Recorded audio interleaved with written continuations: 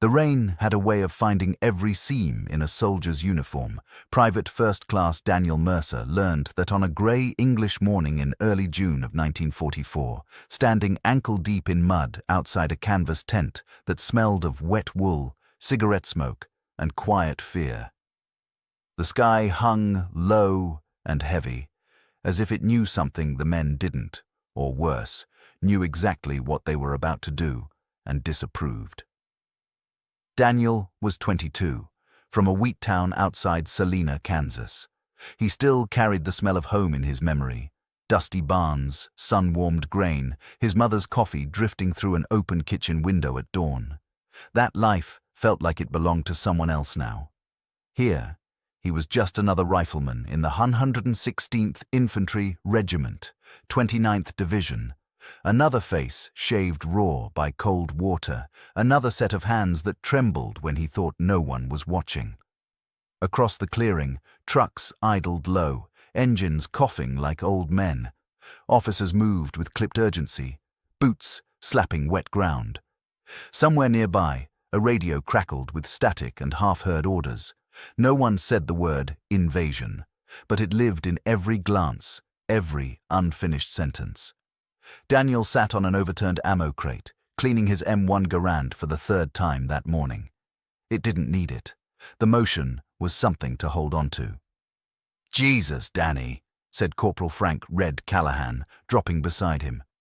Red was from South Boston, freckles buried under grime, hair the color of rust. He chewed gum like it owed him money. "You planning on polishing that thing till Jerry sees his face in it?" Daniel forced a smile. "Just want it to work."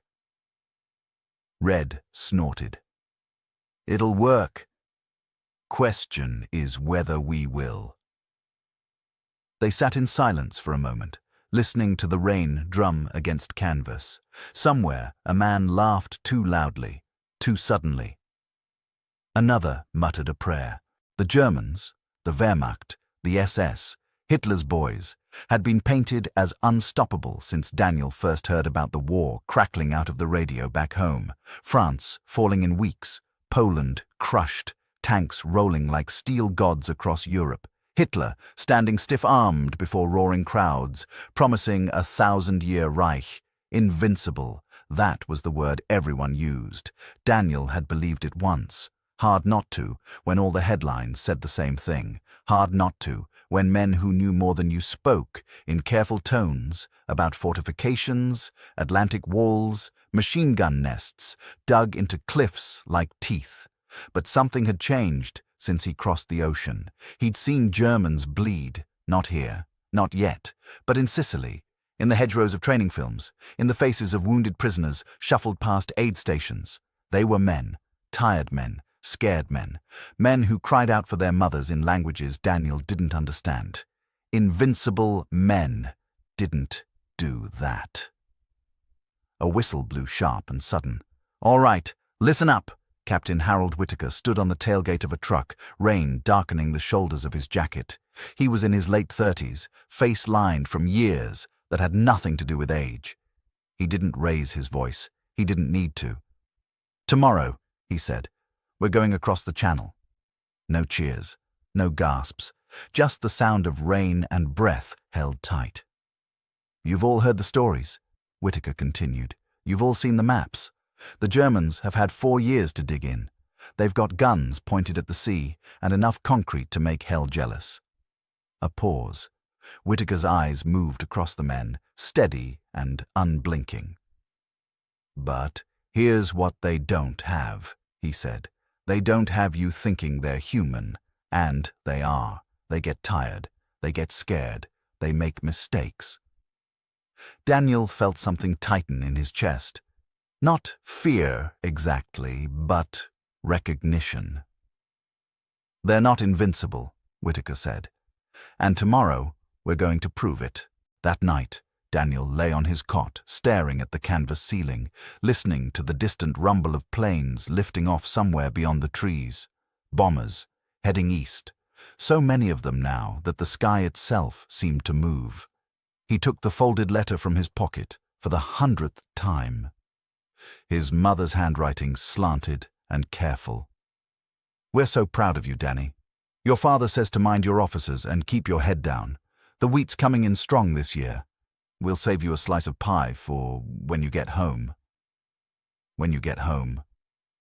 Red's voice drifted from the darkness. You awake? Yeah. Ever think about what they tell us about Hitler? Red said quietly. All that talk about him being some kind of war genius. Daniel considered.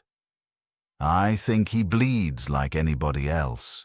Red chuckled, soft and humorless. Hope you're right. By dawn, the rain had stopped, replaced by a cold wind off the sea. The men loaded onto trucks, then onto landing craft, packed so tight you could feel the heartbeat of the guy next to you. Diesel fumes mixed with vomit and fear.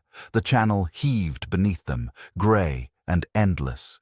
As they neared the French coast, the noise began. Artillery thundered inland. Naval guns roared overhead, the sound so big it seemed to press down on the skull. Smoke rose in pillars where shells found their mark. Somewhere beyond the haze was the Atlantic Wall. Bunkers, mines, machine guns, all built on the idea that no one could break through. The ramp stayed up. Minutes stretched into lifetimes. Daniel's hands were slick inside his gloves. The boat shuddered as bullets struck the steel hull with sharp, ringing clangs. 30 seconds, someone yelled. Red leaned close, his face pale. Hey, Kansas, he said, forcing a grin. If this is it? Don't, Daniel said. The ramp slammed down. The world exploded. Machine gun fire ripped the air apart, men falling before they took 2 steps. Water churned red and brown. Orders dissolved into screams. Daniel ran because everyone else ran, boots dragging through surf that wanted to pull him under. The myth of invincibility was waiting on that beach, wrapped in concrete and steel, daring them to believe it. And as Daniel hit the sand, heart hammering, bullets snapping inches from his head, he realized this was where stories ended, or were torn open to reveal the truth beneath. The beach had a sound Daniel would never forget. It wasn't just the gunfire, though that was everywhere, a constant ripping howl, but the way the sea and the screaming and the explosions blended into one endless, suffocating roar. Omaha Beach felt alive, angry, as if the land itself was rejecting them. Move! Move off the beach! Someone shouted, but there was nowhere to move that wasn't soaked in blood. Daniel dropped behind a steel obstacle half buried in the sand, chest heaving. A body floated face down nearby, helmet gone, boots still laced tight. He didn't look long enough to recognize the face. He couldn't afford to. Red slammed down beside him, breathless. Christ almighty, he gasped. They weren't kidding. Above them, German machine guns hammered from the bluffs, invisible mouths spitting death. Every attempt to advance was answered with fire so precise, it felt personal. Men were pinned, crawling inches at a time, pressed flat like insects beneath a boot. The myth of German perfection, discipline, efficiency, total control, felt real here, terrifyingly real. A lieutenant, Daniel barely knew, stood up, waving his men forward. He made it 3 steps before a burst caught him mid-chest. He went down hard, face already slack. "Stay down!" Red yelled, grabbing Daniel's sleeve as he instinctively rose. Minutes passed. Or hours. Time lost meaning under that fire. Then something cracked, not in the air, but inside the line. A Navy destroyer moved closer to shore, far closer than doctrine allowed. Its guns opened up, shells screaming overhead and slamming into the cliffs. Concrete shattered. One of the machine guns fell silent. "Did you see that?" Red said, eyes wide. Daniel nodded. For the first time since the ramp dropped, something like hope cut through the fear. Men began to move again, not in neat lines, but in desperate clusters. A sergeant crawled past, bleeding from the leg, still shouting directions. Medics ran, bent double. red crosses smeared with dirt, dragging the wounded by webbing and belts. Daniel followed Red toward a stretch of shingle, bullets snapping overhead like angry hornets. They reached a shallow depression beneath the bluffs, panting, hands shaking too badly to reload cleanly. "This is it," Red said. "This is where we get stuck." "No," Daniel said, surprising himself with the certainty in his voice. "This is where we climb." It took grenades, borrowed courage, and the blind momentum of survival. They scrambled up a narrow ravine, boots slipping on chalky soil slick with blood. German soldiers appeared suddenly through smoke, young faces under steel helmets, eyes wide with shock. One fired wildly and missed. Another dropped his rifle and raised his hands. Invincible men didn't do that. At the top, the world changed. The noise was still there, but it spread out, became something navigable. And the bunkers that had seemed eternal from below were just concrete rooms, cracked and burning, occupied by men who could be killed or captured. Daniel fired until his rifle clicked empty, hands numb. When it was over, this small piece of it, he leaned against a hedgerow and vomited into the grass. They pushed inland through Norman fields boxed by hedges so thick they felt like walls. The Germans fought from every corner, every farmstead. But now, it was different. It was closer, messier, more human. That night, they held a patch of ground marked on a map by a pencil smudge. Rain returned, cold and relentless. They dug shallow foxholes and waited. Red sat with his back against the dirt, helmet pushed back. "You still think they bleed like anyone else?" he asked. Daniel nodded slowly. "Yeah, I do."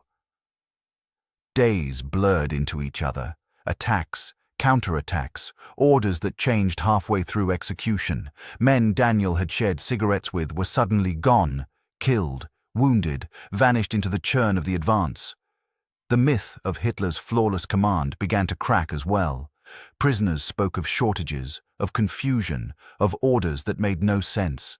German units fought bravely, but often blindly, sacrificed for ground that meant nothing. Still, the cost was staggering. In a village reduced to rubble, Daniel helped a medic named Thompson hold down a screaming private while shrapnel was dug from his thigh. The kid couldn't have been more than 18. "Hold on, son," Thompson said, voice steady, hands red. "You're gonna make it." The private sobbed. "I thought they couldn't be beaten," he gasped. Thompson didn't look up. "Anyone who says that's never seen them die." The push stalled outside St. Lo. German artillery rained down day and night, turning roads into graveyards. Command decisions filtered down. Take this ridge, hold that crossroads, each one paid for in blood. One afternoon, a shell landed too close. When Daniel came back to himself, his ears rang and the world tilted. He tasted dirt and copper. Red lay a few feet away, eyes open, staring at nothing. Daniel crawled to him, heart pounding. "Red!" His voice cracked. "Red, come on!" There was no answer. The invincible enemy hadn't taken Red. A faceless shell, fired by someone who would never know his name, had. That night, Daniel sat alone in his foxhole, Red's helmet beside him. The war no longer felt like headlines or speeches. It felt like subtraction. One voice gone, one laugh erased. But it also felt like something else now. The Germans were retreating, slowly, reluctantly. Bleeding ground they were supposed to hold forever. Hitler's myth was cracking under the weight of reality, and men like Daniel were paying the price to expose it. As dawn broke over the shattered countryside, orders came down for a renewed push. Bigger guns, more men, higher stakes. Daniel slid his rifle into position, jaw set, grief hardening into resolve. The myth wasn't dead yet, but it was wounded and dangerous. The sky over St. Lo burned the color of rusted iron. Thousands of American bombers droned overhead in tight formation, a sound so immense it swallowed thought. Daniel lay flat in a muddy ditch, helmet pressed into the earth, as the first bombs fell. The ground convulsed. Air vanished from his lungs. Dirt rained down like a burial. Operation Cobra, they called it. The breakout. The hammer meant to shatter what remained of German resistance in Normandy. It didn't feel like precision. It felt like the end of the world. Bombs, meant for German lines, fell short. Men screamed warnings that came too late. The earth lifted and slammed Daniel back down again. When he raised his head stunned and shaking, the ditch beside him was gone, just a crater and pieces of men who'd been alive seconds before. "Medic!" someone howled. Daniel staggered upright, ears ringing. Smoke rolled across the fields, thick and choking. Somewhere, tanks roared forward, engines snarling, crushing hedgerows that had stopped them for weeks. This was the turning point everyone talked about. This was where the war was supposed to change. It changed all right, just not cleanly. The Germans fought like cornered animals. Panzerfausts flashed from ruins, turning Sherman tanks into burning coffins. Machine gun nests appeared where intelligence swore there were none. Orders came down frantic and contradictory. "Push east. Hold position. Fall back and regroup." Men followed the last order they heard and prayed it was the right one. Daniel found himself with a handful of survivors, faces blackened, eyes wild, pinned behind a shattered stone wall. A German counterattack was forming across the field, infantry advancing low and fast, officers screaming commands. "They're not pulling back," someone muttered. "They're coming right at us." Daniel's heart pounded. Every instinct screamed to run. Instead, he remembered Red's grin on the beach, Captain Whitaker's calm voice in the rain. The letter folded thin in his pocket. "They're not invincible," he said, loud enough for the others to hear. "They just want us to think they are." When the Germans charged, it was chaos. Rifles cracked. Men fell. Daniel fired until his shoulder burned, working the action on muscle memory alone. A German soldier vaulted the wall, bayonet flashing. Daniel stumbled back, tripped over rubble, raised his rifle, too late. A shot rang out. The German collapsed inches from him. Daniel looked up to see Sergeant Morales, smoke curling from his barrel. Morales grinned grimly. "Watch your six, Kansas." The counterattack broke under concentrated fire and artillery that finally landed where it was supposed to. Survivors fled, dragging wounded, leaving the field littered with bodies in Feldgrau. By nightfall, the line held. St. Lo fell the next day. What remained of it? The city was a skeleton. Walls without roofs, streets without names. Civilians emerged cautiously from cellars, faces hollow with disbelief. An old Frenchwoman took Daniel's hands, tears streaking her face as she spoke words he couldn't understand. He nodded anyway, throat tight. The myth of German invincibility lay buried beneath the rubble, but victory didn't feel clean. It felt exhausted, fragile. Weeks later, the push carried them across France faster than anyone expected. German units collapsed or surrendered. Fuel shortages crippled tanks. Hitler's rigid commands, hold every inch, retreat never, turned defeats into disasters. They crossed into Germany under grey skies. The land felt heavy, poisoned by the weight of what had been done in its name. Outside a small town near the Rhine, resistance stiffened again. SS troops fought with a fanaticism that bordered on madness. No retreat, no surrender. The battle raged house to house. Daniel kicked indoors, heart hammering, rifle up. Smoke filled stairwells, screams echoed from cellars. In one room, they found a group of American prisoners, thin, bruised, eyes sunken. One looked up at Daniel and whispered, "We thought we were dead." "So did they," Daniel said, nodding toward the gunfire outside. The final push came at dawn. Artillery thundered, tanks rolled forward, German fire slackened then ceased. When the silence came, it felt unreal. A white flag appeared from a shattered building, then another. Daniel sank down against a wall, suddenly unable to stand. His hands shook uncontrollably. Sergeant Morales sat beside him, lighting a cigarette with unsteady fingers. "Guess that's it," Morales said softly. "Guess the Reich wasn't built to last 1,000 years after all."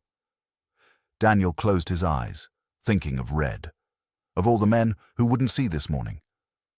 The myth was dead, but it had demanded blood to prove it.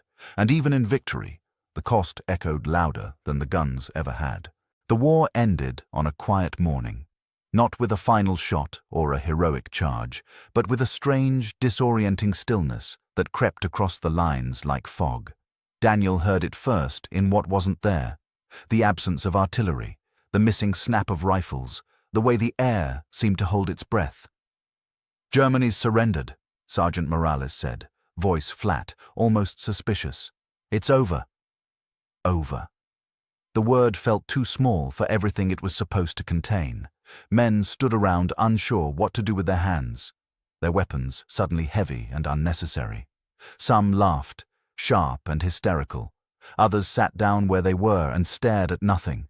A few cried openly, shoulders shaking, grief finally allowed to surface, now that there was room for it. Daniel leaned against a tree on the edge of a ruined road, helmet dangling from his fingers. He expected to feel triumph, something clean and bright. Instead, he felt hollow. He thought of Red, of the lieutenant on the beach, of the private screaming under Thompson's hands, of faces he could no longer remember clearly, only impressions of voices and laughter that had vanished into smoke. The myth of Hitler's invincibility had died hard. It had taken cities, families, and millions of lives with it. What remained was wreckage, of countries, of people, of souls. A few days later, they marched past a concentration camp. No one had prepared them for that. The gates stood open, twisted. The smell hit first, sickening, undeniable. Survivors moved like ghosts, wrapped in striped cloth, eyes too large for their faces. Some reached out, hands trembling, as if to make sure the Americans were real.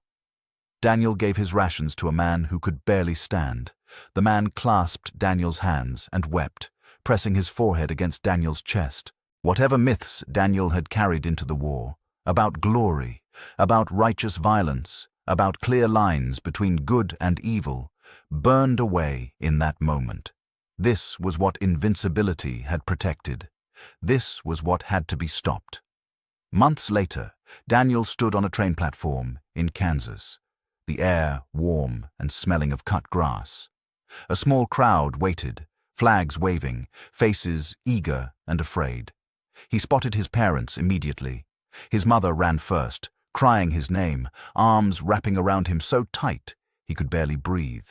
His father followed, gripping Daniel's shoulder with a strength that surprised them both. "You're home," his father said, voice rough. Daniel nodded, unable to speak.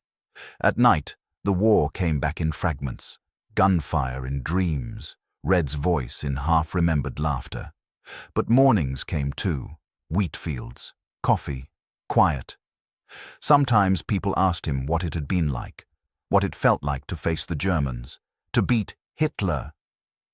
Daniel never knew how to answer. He knew this: the enemy had never been invincible. They'd been dangerous because people believed the myth, because fear made them seem larger than they were. It had taken ordinary men, terrified and stubborn and human, to prove otherwise. Men who bled, men who broke, men who kept going anyway. Daniel would carry them with him for the rest of his life, not as heroes carved in stone, but as brothers who showed him the truth beneath the legend. That myths can be killed, but the cost is always real.